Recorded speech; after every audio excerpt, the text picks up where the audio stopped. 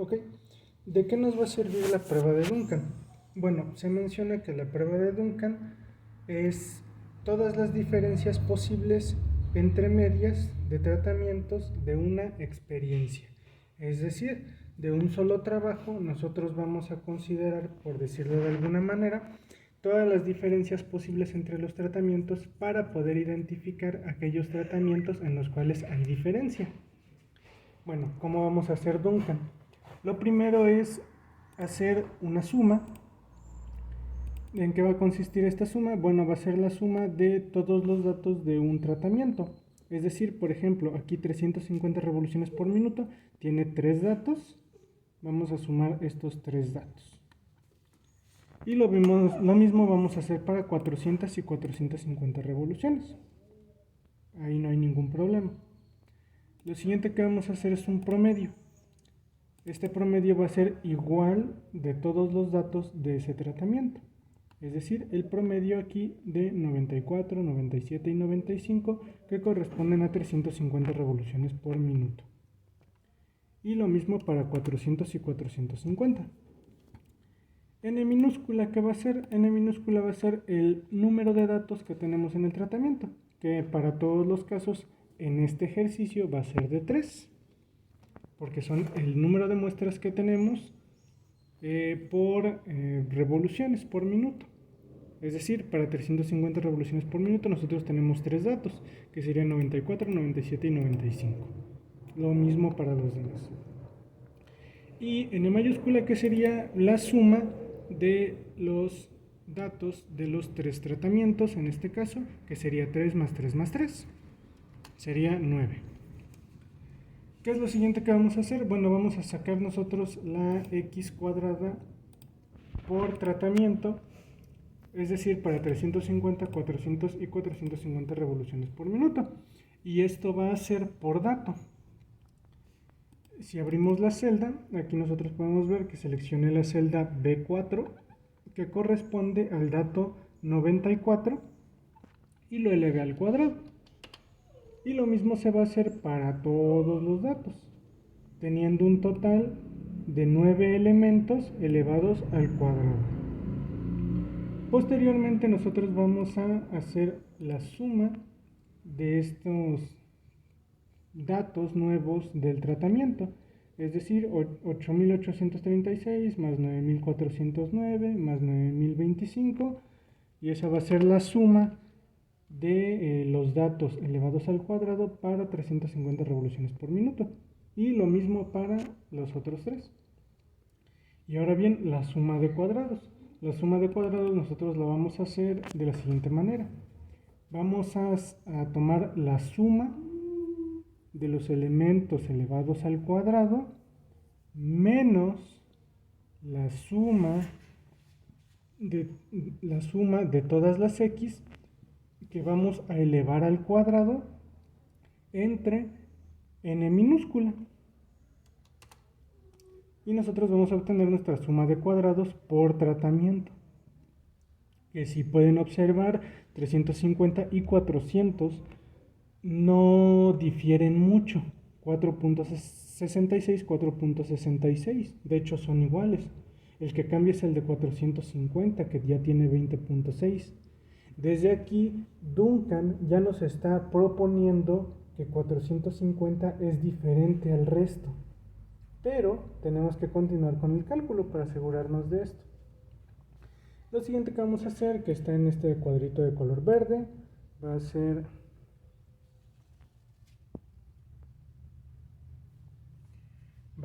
la suma de la suma, que vendría siendo la suma de todos los resultados de las sumas de cuadrados, es decir, 4.66 más 4.66 más 20.66, que nos va a dar un total de 30. Después vamos a sacar k por n-1, que vendría siendo el número de elementos por tratamiento, es decir, en este caso 3 por n minúscula, que vendría siendo 3 menos 1, y nos va a dar un total de 6.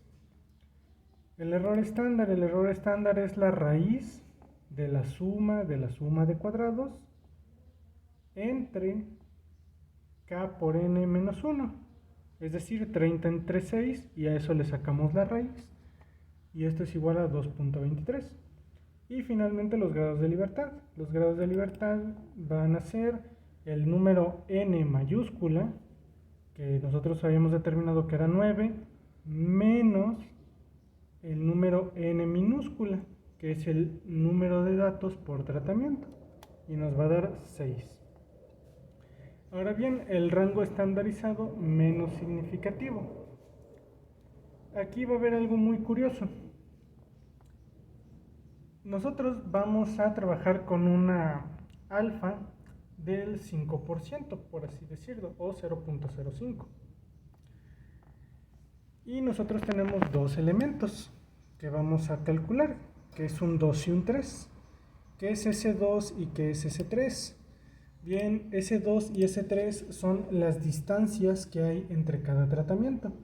Es decir, para llegar de A a B, nosotros tenemos dos elementos, que sería A y B. Pero si nosotros quisiéramos llegar del tratamiento A al tratamiento C, hay tres elementos, que sería A, B y C. Ahora bien, nosotros vamos a sacar unos datos de tablas en base a esto, que nos va a dar como resultado 3.46 y 3.586. ¿Cómo usamos esa tabla? Bueno, no la puse aquí en el Excel, pero si nosotros buscamos tablas de Duncan para un alfa de 0.05, lo único que tenemos que hacer es buscar en la columna el número de grados de libertad, es decir, en este caso 6, y en la fila el número de elementos que se van a combinar, que serían 2 y 3, dando como resultado para 2 con grados de libertad 6, 3.46, y para 3 con grados de libertad 6, 3.586. Sería bueno que lo buscaran en tablas para poder corroborar este dato y para aprender a buscar en esas tablas de Duncan.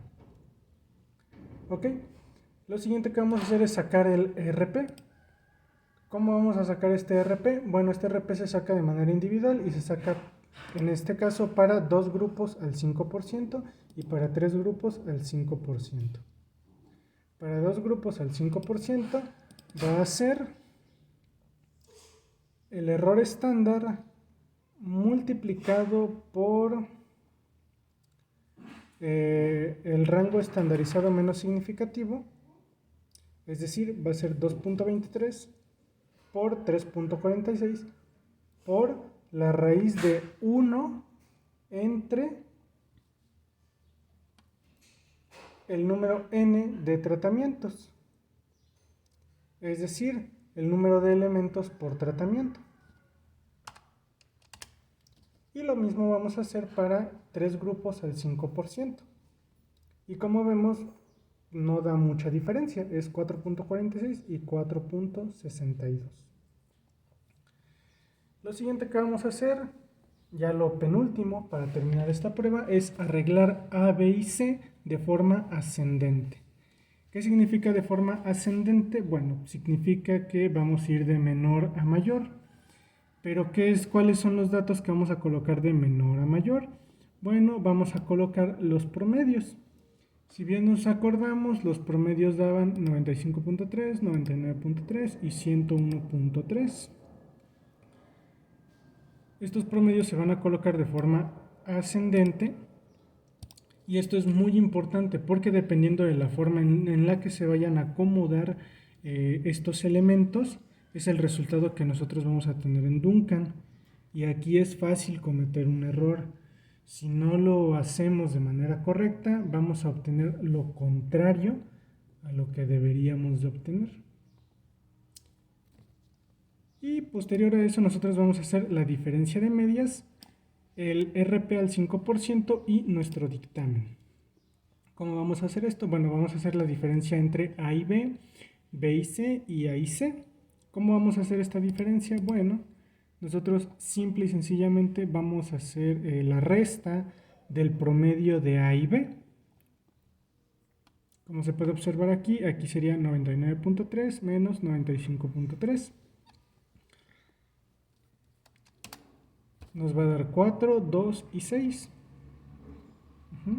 Recordemos que en A y C sería la diferencia entre A y C, que sería 101.3 menos 95.3. Y obtenemos el valor.